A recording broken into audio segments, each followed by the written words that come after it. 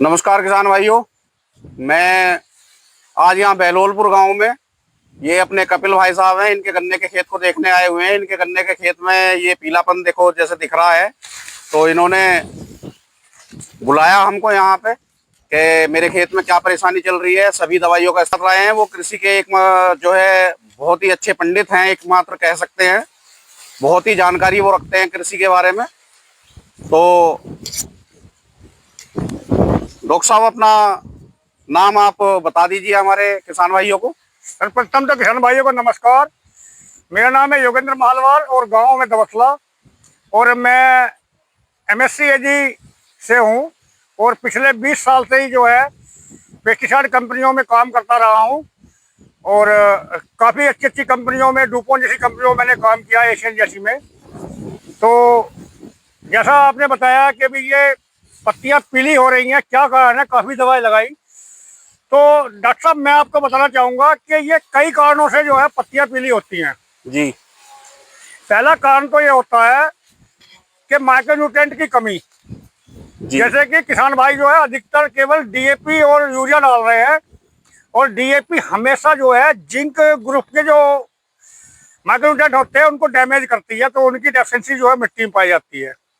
दूसरी जो स्टेज आती है पीलेपन की आती है, इसमें जो गन्ना होता है हमारी फसल, इसमें जड़ छेदक कीट लग जाता है जो जड़ को नीचे से काट देता है और पौधा पूर्ण रूप से भोजन नहीं बना पाता, और उसका इफेक्ट पत्तियों पर आता है।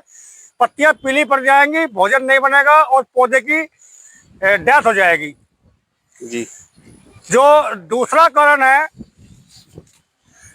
इसका दूसरा कारण होता है व्हाइट फ्लाई के कारण। कि पत्तियों पे निचली सतह पे छोटे छोटे ये सफेद सफेद सी व्हाइट फ्लाई दिखाई देगी, तो ये एक वायरस पैदा करती है जिसको बोलते हैं SCLSCYLV, यानी sugarcane yellow leaf virus. जी। इस पे हमारी कोई भी कीटनाशक दवाई, फंजीसाइड दवाई काम नहीं करेगी डॉक्टर साहब, क्योंकि वायरस पे दवाई केवल वायरस की ही दवाई काम करेगी। जी। अन्यथा हम इसमें कुछ भी डालना वो काम नहीं करेगी। तीसरा जो है उकटा आता है जिसको बिल्ट बोलते हैं। अच्छा, बिल्ट के लक्षण ये होते हैं, जैसे ये पूरी जूड़ी है, यदि मैं इसको ऐसे जोर लगाऊंगा हल्का सा तो ये संपूर्ण एकदम फट जाएगी।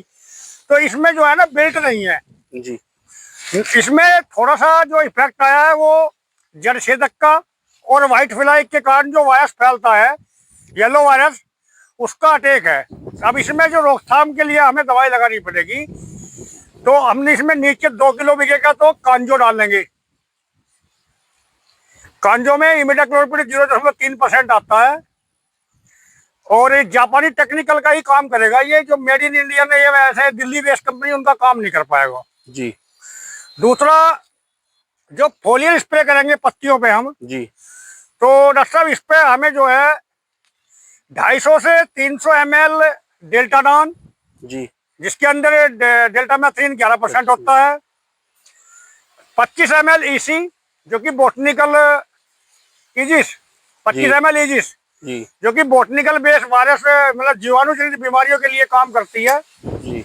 और इसके साथ में जो है 17.8% का 250 ml प्रति एकड़ जो है इमिडाक्लोपीड, जो कि इम्पैक्ट के नाम से आता है।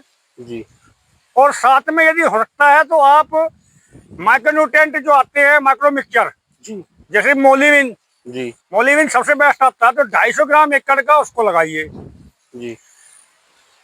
तो इसका आप स्प्रे कर सकते हैं और इससे निदान पा सकते हैं। तो डॉक्टर साहब, जैसे दवाई लगाने के बाद में भी इनको आराम नहीं मिला खेतों में, तो हल्की दवाई और अच्छी दवाई में कुछ अंतर बता दीजिए। हाँ, ये क्वेश्चन आपका बहुत बढ़िया रहा। देखिए, जैसे मैंने अभी दवाई बताई है डेल्टाडॉन, जी। तो डेल्टामेथ्रिन जो है अधिकतर सभी कंपनियां बनाती हैं। जी। मैं ये नहीं कह रहा कि उनका कोई नकली है या खराब है, जी। लेकिन शुद्ध क्वालिटी, प्योर क्वालिटी उसी में मिलेगी जिसकी बोतल जो है सिल्वर में होगी।